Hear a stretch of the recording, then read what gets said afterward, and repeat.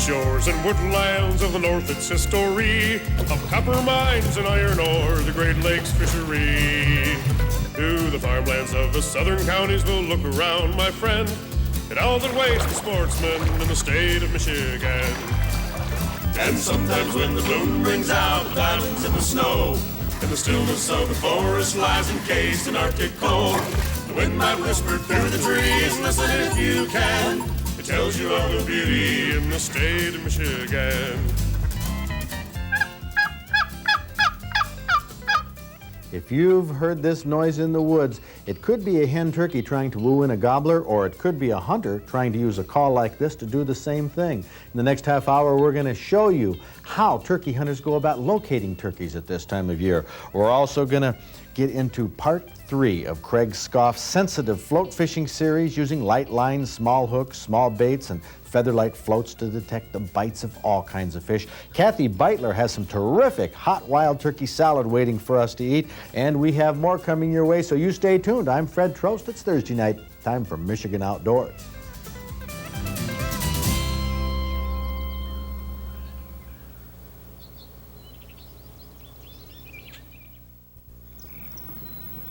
In the February-March Outdoor Digest, I wrote an article called Planning Your Turkey Hunt, where I capsulized the main points which I think are the keys to bagging big gobblers, or at least being successful in getting a gobbler of any size. First of all, you have to be sure that turkeys are in the area. If they aren't roosting near where you're hunting, you might not ever see one. Scout the area by looking for tracks, scratchings, feathers, and check fields as you drive because turkeys often feed out in the open. Ask the locals and check with the local DNR office. They usually have a pretty good idea of where the turkeys spend their time. But if you're not hunting where turkeys are, your chances of being successful go way down. To locate where turkeys roost, call in the evening. They're using a gobble or an owl or a crow call. Oftentimes they'll respond and give you a good idea where to start hunting the next morning. For turkey hunting, you need a full suit of camouflage clothing. Turkeys have eyes with incredible resolution. They see tiny movements and see colors much better than you can. A head net and gloves aren't mandatory, but the more camo you have on yourself and your equipment, the better off you'll be. Now, you're going to want to set up a blind, or at least nestle yourself against some natural cover where a turkey is least likely to see you or your outline. Chances are you'll move during the day from one hunting spot to another, but when you stop, find a hiding place. And as you sit and call, try to stay as still as possible, and if a turkey is approaching, freeze. Like I said, a turkey's eyes are incredible. They can detect the movement of a minute hand on a clock. They can see the blinking of your two eyes, which would be similar to the blinking eyes of a fox or a coyote or an owl, which are the major predators on wild turkeys. You want to make sure your gun is ready and pre-aimed before the turkey appears so you don't have to move when he's in front of you. Next on my list of turkey hunting strategies is to hunt all day. Turkeys tend to stop calling mid-morning, but they're still active, moving and feeding throughout the day. My trophy book analysis of the times trophy turkeys have been taken show that most are taken the first couple hours after daylight. Now, I'm sure one major reason is that most turkey hunters quit after the first few hours because turkeys aren't very vocal. But don't be fooled. Turkeys don't bed down. They're still very active, just much quieter. Now, calling is important, and you should learn to use a box call at least. But don't worry about winning a contest. A basic mimic of a hen turkey can draw a gobbler in. In the wild, hen turkeys have a variety of voices, and their calls are made in a variety of patterns. So don't be intimidated by turkey calling. Another technique that can be very helpful is using a decoy. Some gobblers will be attracted to that decoy, running in and even attacking or trying to mate with it. But even if the decoy doesn't draw it in like magic, a decoy will distract most gobblers, which will take the turkey's attention off you. That gives you as a hunter a bit of an edge. Now, when you're moving through the woods during the day, be conscious of the places where turkeys are likely to move. Now, they're not likely to move up hills, across wet areas, or through thickets. So if you're going to stop and rest, stop in the areas where the turkeys are going to come through because they move constantly and can be back at any time. Naturally, you want to make sure your shotgun is going to be effective for the distance you're going to shoot. Pattern your shotgun to determine the maximum distance you can get at least 4 or 5 pellets in a target the size of a turkey's head. Usually 30 or 40 yards is going to be your maximum range. And finally, if you're after a trophy gobbler, study the trophy book data of successful hunters. Their methods are proven, and following their patterns can improve your odds. Turkey hunting isn't terribly difficult, but it is terribly exciting. That's why so many hunters become addicted to it.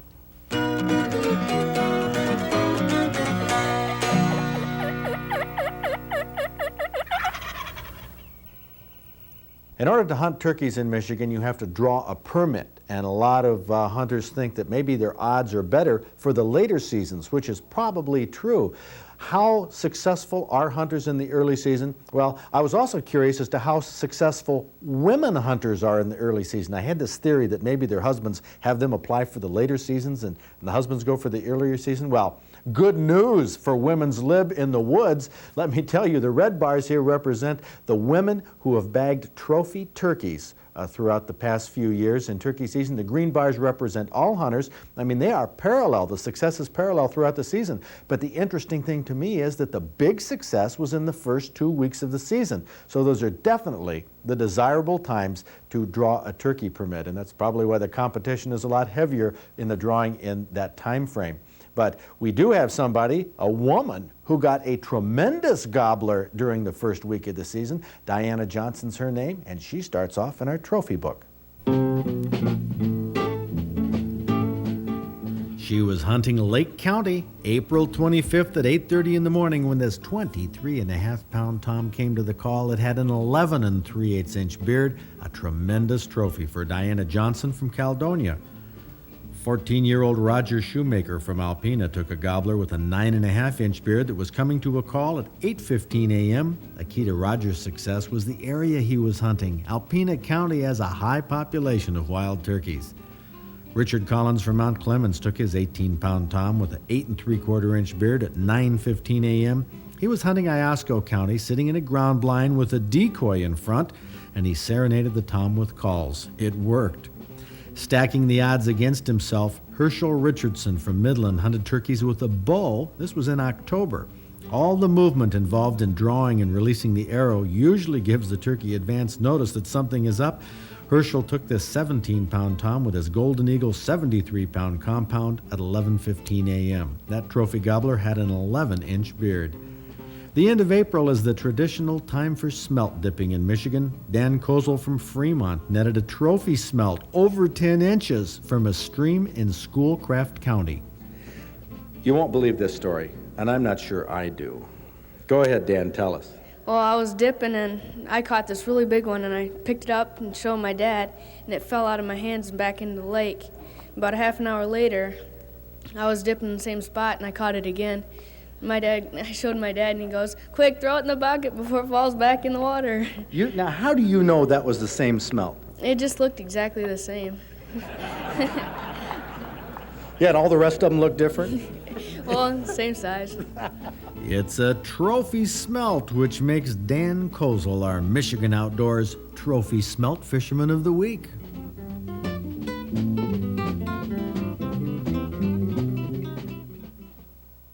Charlie Keenan is our SOS Bureau Director. Charlie, you handle a lot of hot potatoes and sticky questions that we always seem to be in the middle of here on Michigan Outdoors. Last year on the show, we showed a turkey hunting story where we used a decoy that had a head that would bob. To make it look more natural, we activated that by pulling a string. It was a brand new flambeau decoy. Now this year, the turkey hunting regulations say mechanical decoys aren't allowed. Now does that mean like an electric decoy, or does that cover the string type we used last year? Well, we can sum this whole thing up. It's no moving parts. This is the old decoy that we used.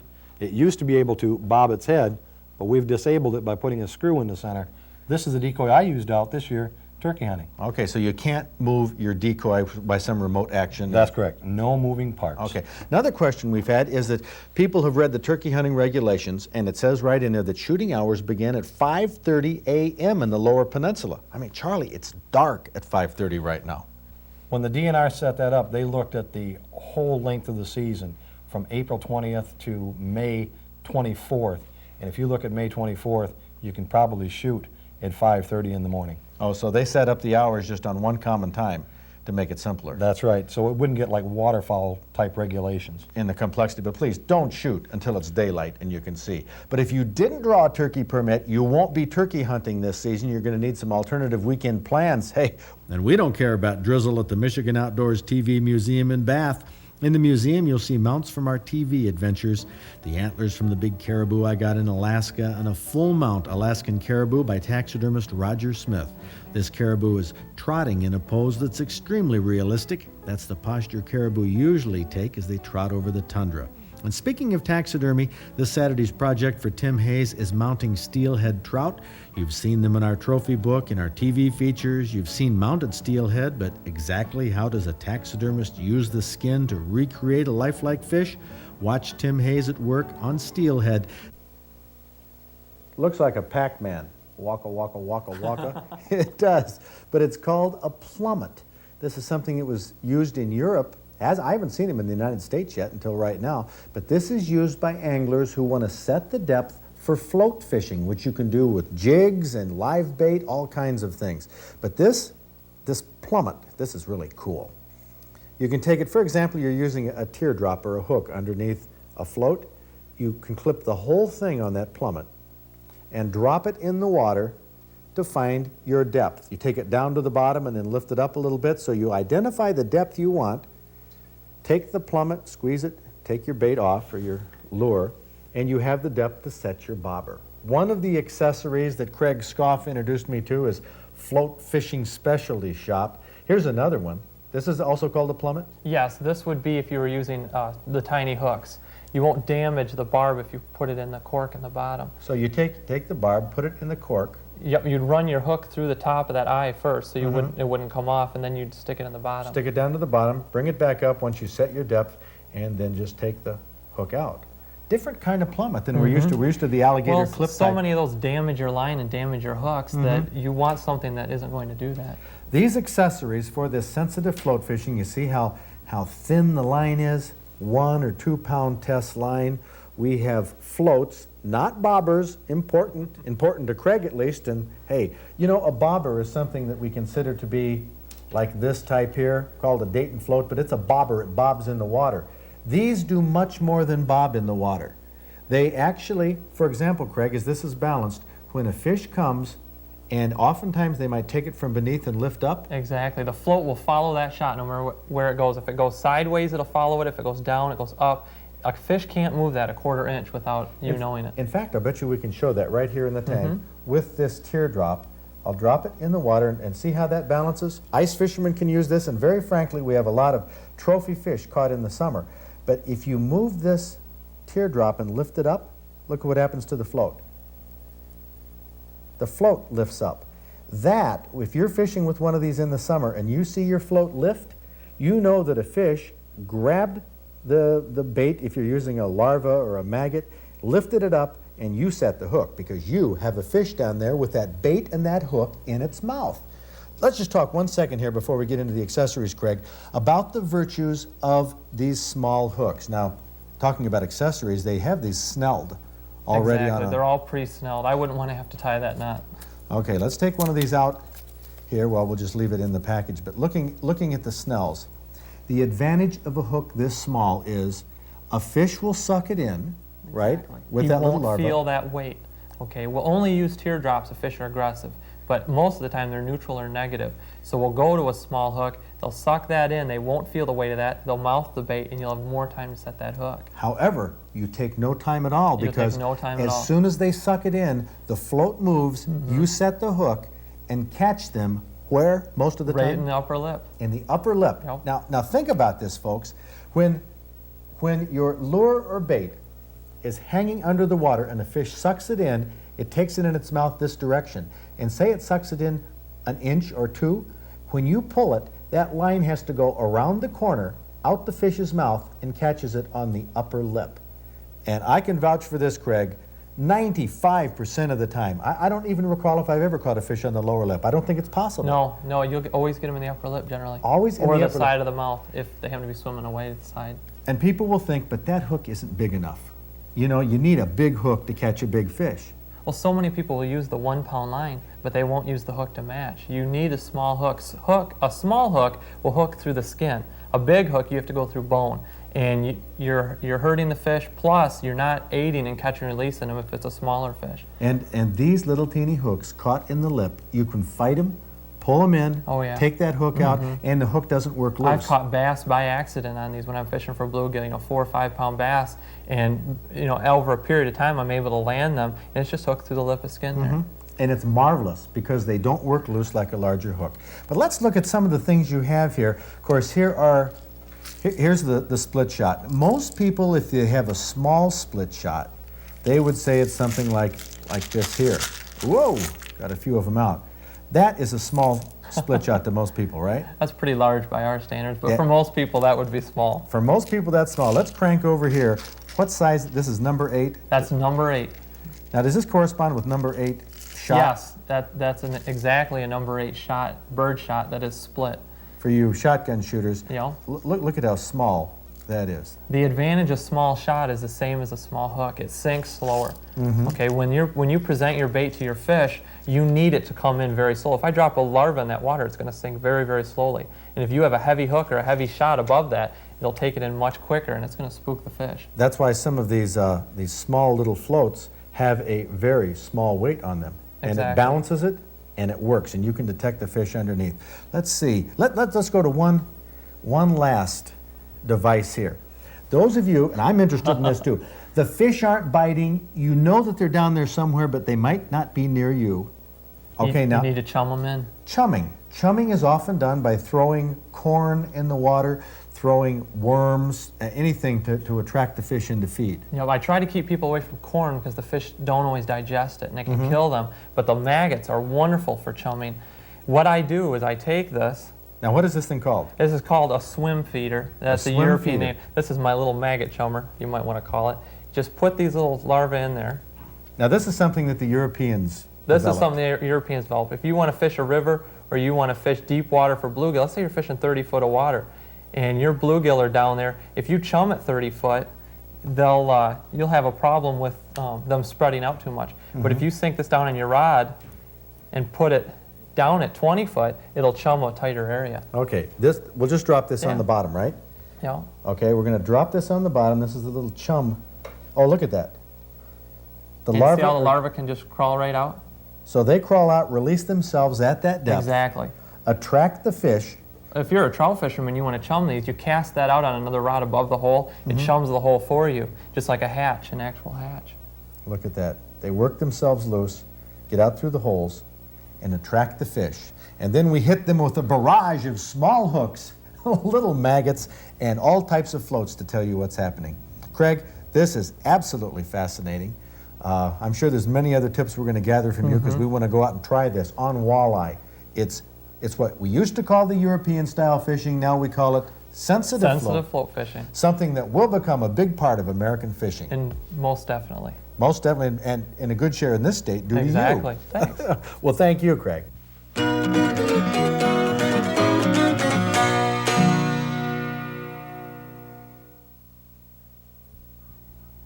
This week's recipe is hot wild turkey salad.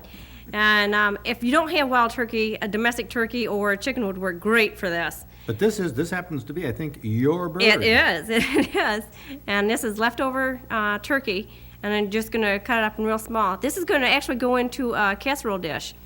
And you could shred it if you wanted to, but I think the chunks of turkey will come through in this. That's what wild turkey looks like. Just Right, like exactly. It's a domestic. little bit drier than domestic. And then going to add some celery and some onion and some mayonnaise.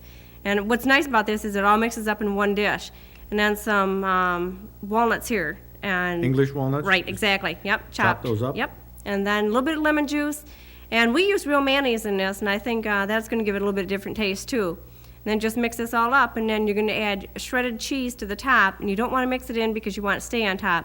And then some crushed potato chips, and that'll make a topping and kind of melt into the cheese a little bit. And then it just goes into the oven. You know, a lot of people we've done several recipes in the past with potato chips on it. It gives it a real good flavor. Crunch. Well, our guest taste tester this week is Captain Emil Dean, and he knows good food when he tastes it. It's great. Really great. He's a man of many words. Isn't he? You probably can't tell this is wild turkey. Definitely not. I can prove it. How? Right here. Look at that. Oh, Yeah. shot. That looks like number 6 shot to me. That's copper plated. The number 4 missed him, huh? Yeah, evidently. Yeah. So we do have wild turkey. That's been verified. Yes, there's my turkey. This is Shot at Emil terrific. Dean's, thank you. You're welcome. This is, what is it in here that is just jumps at you? Onions, probably the mayonnaise. It's real mayonnaise, and so it comes, the vinegar and the mayonnaise will come through a little bit. Vinegar. Vinegar. Boy, that's good. It's certainly good. Be great out on the boat, out on the river, Emil. Anywhere you want to have it. That's right. This would be good cold in a sandwich, too. Would make a good sandwich. Yeah, but Emil has that heater on his boat. You can put it on top of the heater, warm it up. Awesome. Sure. When are we going to go fishing? Whenever you're ready. Sounds good. If you can get outdoors this weekend, make sure you do. It's a great place to be. See you next week.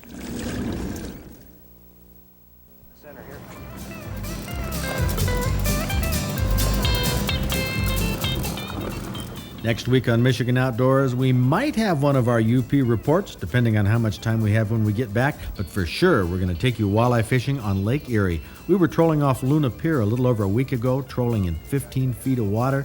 And let me just say that I've been eating fresh walleye for the past week. It's been great. Kathy Beitler will have a tasty walleye recipe to try next week, along with all of our usual features. So be sure to join us right here on Public TV. That's what it's all about.